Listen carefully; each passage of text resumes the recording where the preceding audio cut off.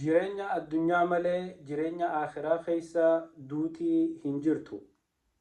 Du'anii addunyaa tanarraa dabruun, du'anii awwaalamuun, qabrii keessa ciisuun jireenya addunyaa kana qofa keessatti. Takka ammoo du'arraa kaatee rabbii keetiin wal qunnamnaan duutii hin jirtu. Jireenyi biyya sanii yoo jannata seentees yoo azaaba seentees jireenya zalaalame obboleeyyan keenya. Jiruun addunyaa tun akka malee gabaabdu. Rasuuli Rabbii sallallahu alaihi wasallam umriin ummata kiyyaa jidduu 60 fi jidduu 70 namoota muraasaatu achi bira dabraa je.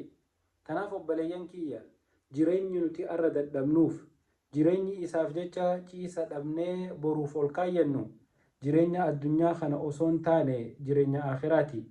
Bakki gabroottan Rabbii qananii itti arkatan, bakki cinkii addunyaa tana hundarraa hafuura itti baafatan, bakki yoo gammadanis gammachuun itti guutuu namaa taatu, arra gammaddee boru gadduun booda hin jirre jireenya akhiraa Rabbi subhaanahu wa ta'aalaa guyyaa boruutiif nu ol kaayesani. Jireenya san keessa duuti hin jirtuu ja ergama Rabbi sallallahu alaihi wasallam. عن ابن عمر رضي الله عنهما قال النبي صلى الله عليه وسلم: إذا دخل أهل الجنة الجنة وأهل النار النار ثم يقوم المؤذن بينهم: يا أهل النار لا موت، ويا أهل الجنة لا موت خلود. رواه البخاري.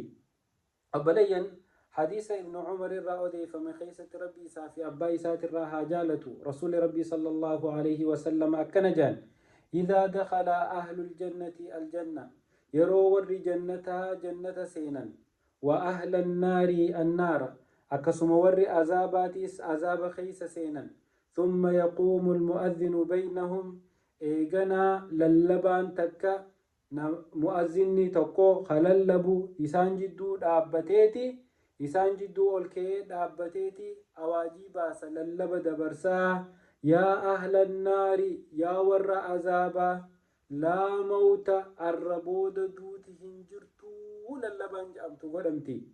أكسما أماس: ويا أهل الجنة لا موت يا ور جنة الربود دوتي هنجرتو وندو أجاما أسيت راوتي جيتي مرتي دبرسا للب دبرسا خلود جرين يخوني جرين زلالمي جا. تنافق بليان كيا ور الدنيا رتي دوئي قبري إساني خيستي كاناني آخرتي جنة خيستي خالدا مخلداته أجي خيستي كاناني ربي نماف قبي سسن كاناني وربي نهاقلو. ربي سبحانه وتعالى ور أرد عبته برو إسانيتف دلغته والدبر فتنها قدو. هذا وبالله التوفيق، وآخر دعوانا الحمد لله رب العالمين، وصلى اللهم وسلم على نبينا محمد وعلى آله وصحبه أجمعين. والسلام عليكم.